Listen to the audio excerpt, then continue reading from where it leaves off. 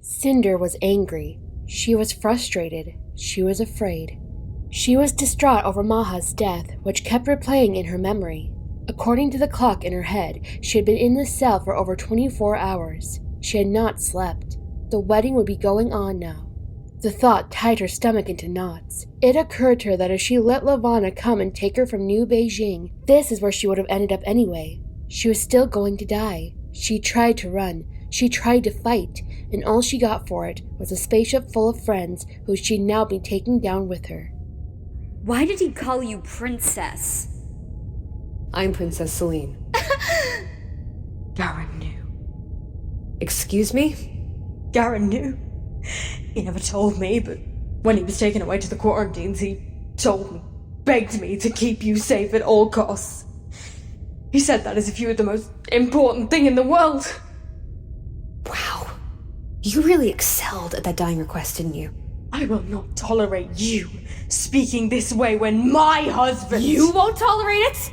Should I tell you all the things I'm no longer going to tolerate? Because it's a long list! Adri shrank back. Cinder had wondered if Adri might be afraid of her. Now that she was a lunar and a wanted felon, her reaction confirmed it. Why wouldn't Dad say something? Why wouldn't he tell us? Maybe he knew you'd sell me for ransom the first chance you got. And if you really are the princess, why are you in here? Cinder glared at her, waited, watched as understanding dawned over Pearl's face. She wants to kill you so she can stay the queen. Give the girl a treat. But what does it have to do with us? Why are we being punished? We didn't know. You gave me your invitations to the royal wedding, which allowed me to kidnap Kai, which drove Levana crazy. Thanks for that, by the way. How can you think only of yourself at a time like this? How can you be so selfish? If I don't take care of myself, nobody will. That's something I learned early on, thanks to you. You're a monster. Fine. I'm a monster. You couldn't even save Peony. You think I didn't try? You had an antidote. I know you gave it to that little boy. It saved his life. Shang Sunto. You chose to save him over Peony. How could you? Did you taunt her with it? Did you give her false hope before you watched her die? Cinder gaped at her stepmother. This woman, who was full of so much ignorance, it was almost like she wanted to stay that way. She thought what she wanted, believed anything to support her limited view of the world. Cinder could still remember how she felt running to the plague quarantines. How she desperately clutched the vial of antidote. How she'd been so hopeful that she could save Peony's life, and so devastated when she failed. She'd been too late. She still hadn't quite forgiven herself. Adri would never know, and would never understand. To her, Cinder was just a machine, incapable of anything but cruelty. 5 years she had lived with this woman and never once had seen Cinder as she was, as Kai saw her, and Thorn, and Aiko, and all the people who had trusted her. All the people who knew her.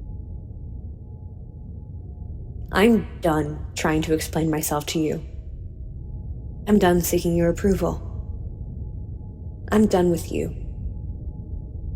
Footsteps approached Cinder's cell. Her jaw tightened. Cinder grabbed the front of Adri's shirt and lifted her up. If you even think about telling them my foot can be removed, I will force you to gouge out your own eyes with your fingernails if it is the last thing I do. Do you understand me? When he saw Cinder before them in the throne room, Kai was unprepared. What is this? This is our entertainment for the evening. Consider it my wedding gift to you, husband. Tonight's proceedings will be broadcast live, so my people can witness and join in the celebration of this most glorious day. And also, so they may know the fate of the impostor who dares call herself queen. Let us begin the feast. Why is she here? You sound angry, my pet.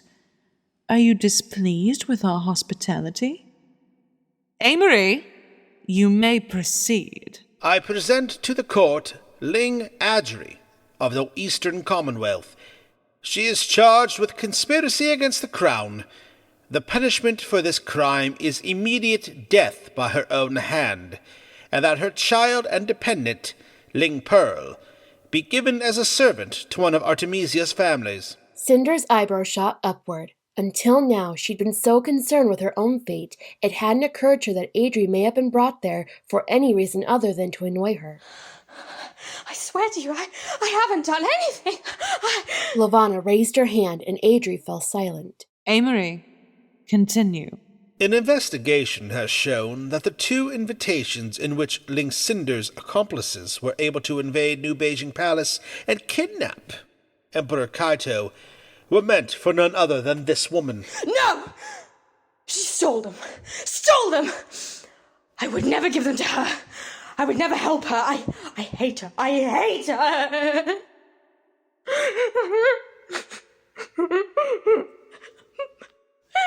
Why is this happening to me? What have I done? I didn't... She isn't mine! You must calm yourself, Mrs. Ling. We will see the truth of your loyalties soon enough.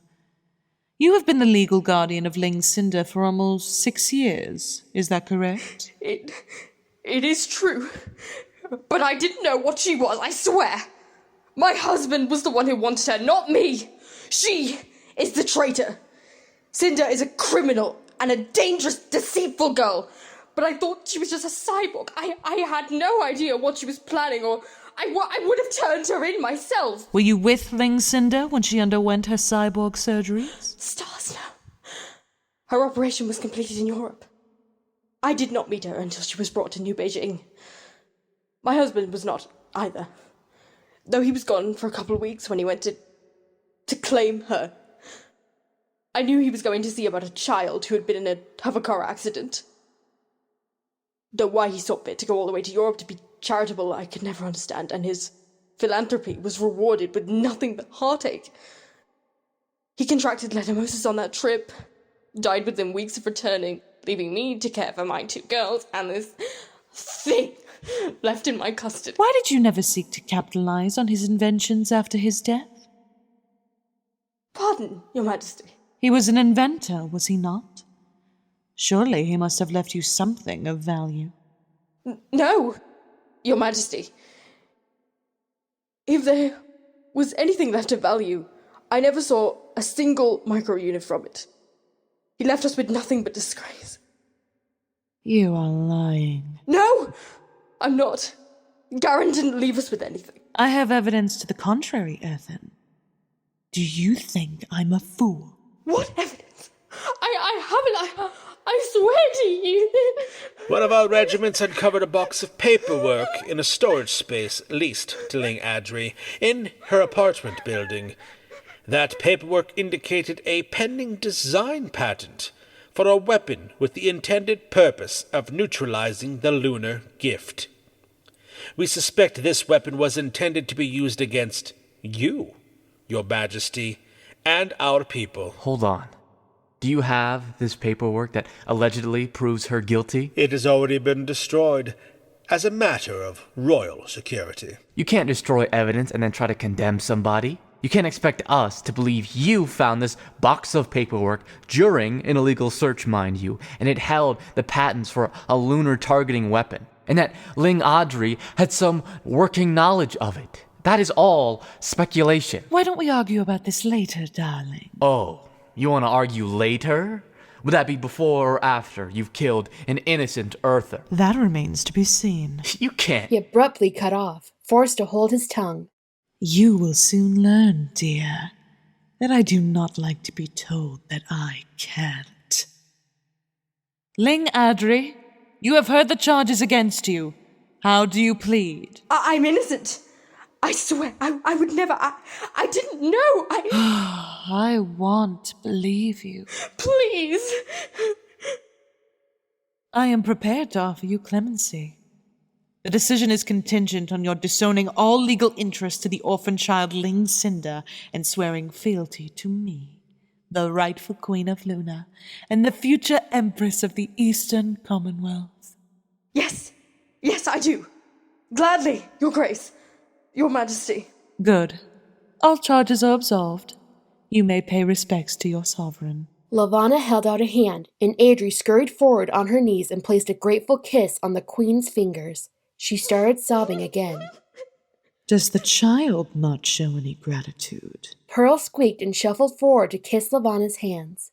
Now, let us continue with our second trial. Our second prisoner, Cinder, has been charged with unlawful emigration to Earth, rebelliousness, assisting a traitor to the Crown, kidnapping, meddling in intergalactic affairs, obstruction of justice, theft, evading arrest, and royal treason.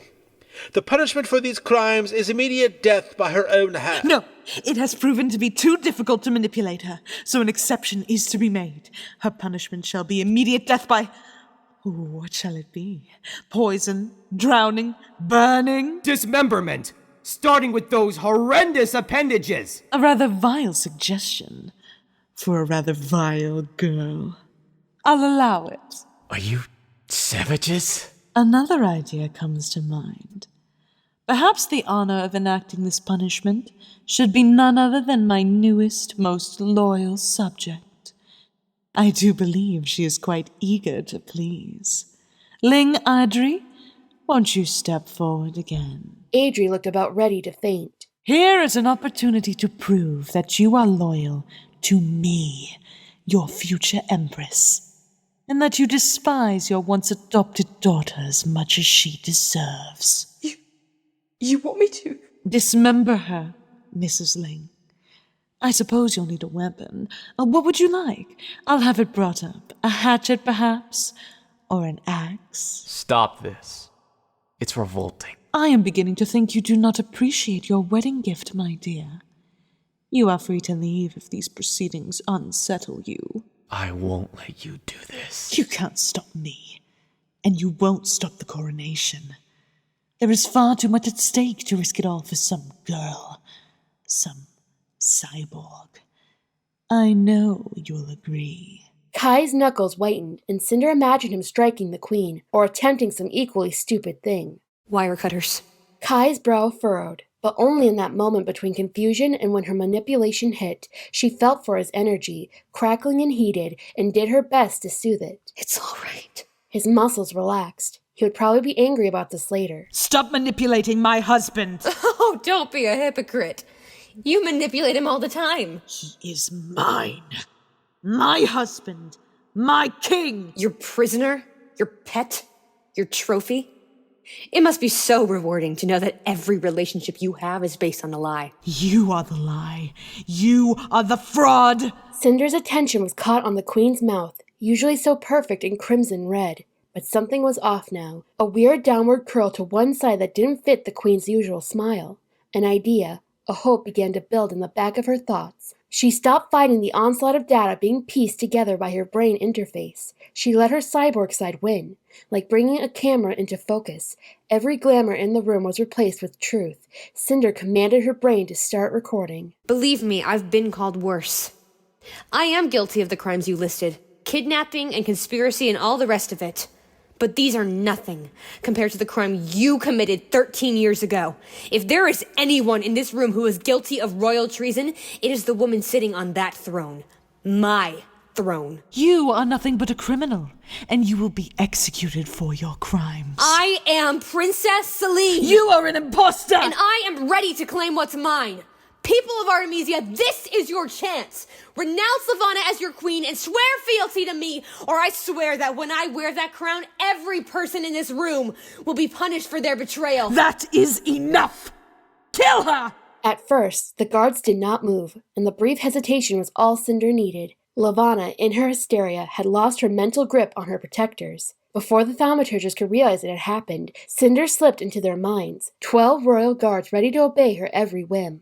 Every earthen at her command dived to take cover. Then she used 11 of the guards to open fire at the wolf mutants, while the 12 freed her from her restraints. Kill her! A wolf soldier grabbed Cinder from behind, pain ripping through her shoulder as his canine teeth tore at her. She stabbed wildly at him, finally breaking free. She sought the minds of the guards, but the 2 remaining did not belong to her, the rest dead.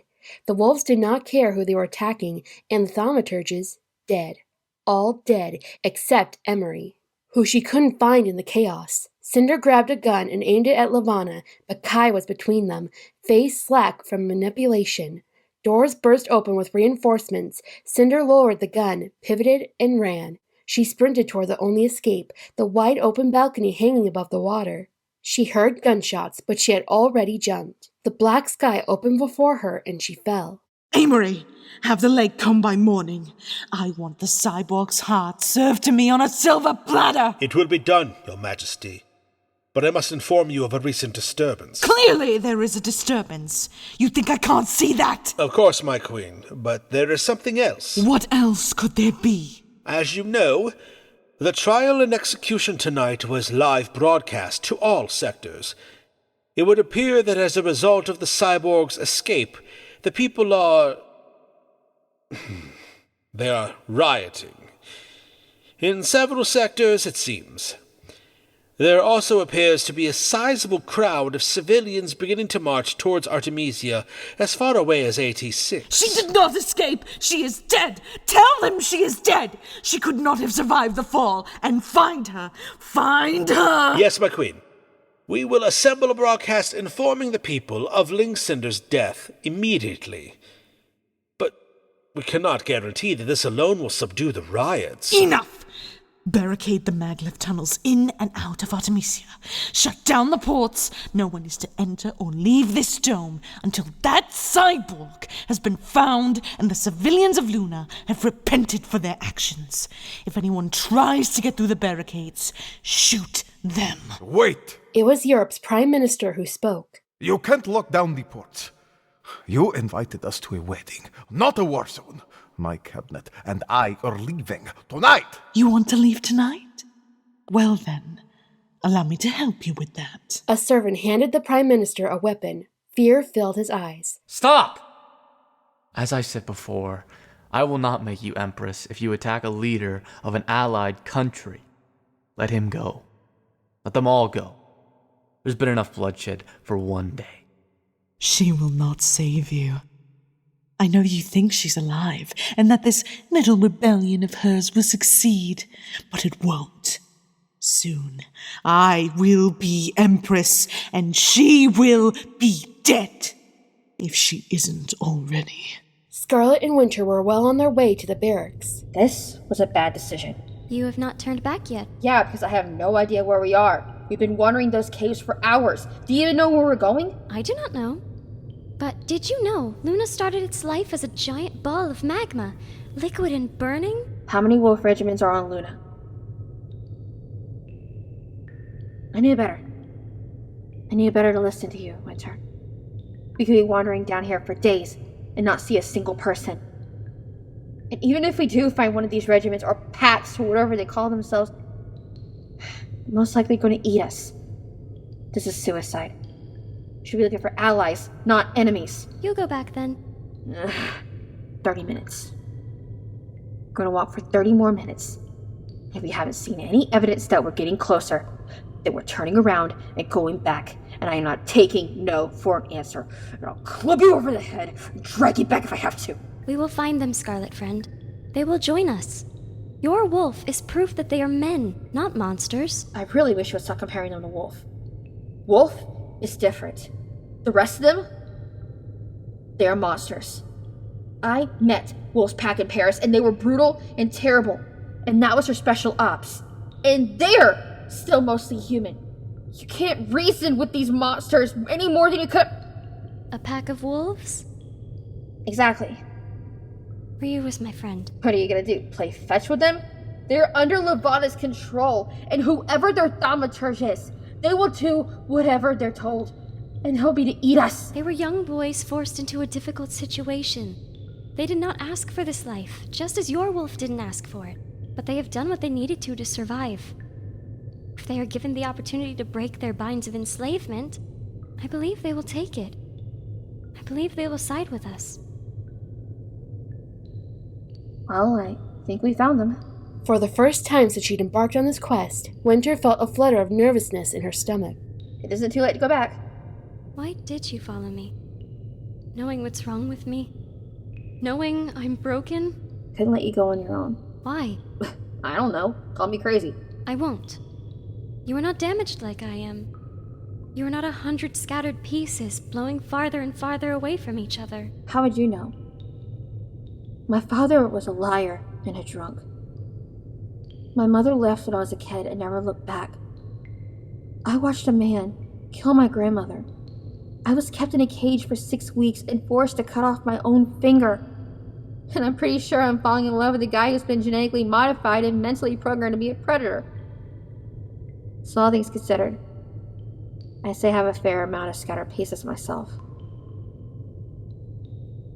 I came with you because ever since my grandma took me in, I've heard people tell me she was crazy. A kooky, belligerent old woman, always good for a joke around town. They had no idea how brilliant she was. That crazy old woman risked everything she had to protect Cinder when she was a baby. And in the end, she sacrificed her own life rather than give up Cinder's secret. She was brave and strong, and everyone else is too close-minded to see it. I guess I'm just hoping that despite the absurd things you say, you might also be a little brilliant. That this time, you might be right. I believe they were boys once, and they can be boys again.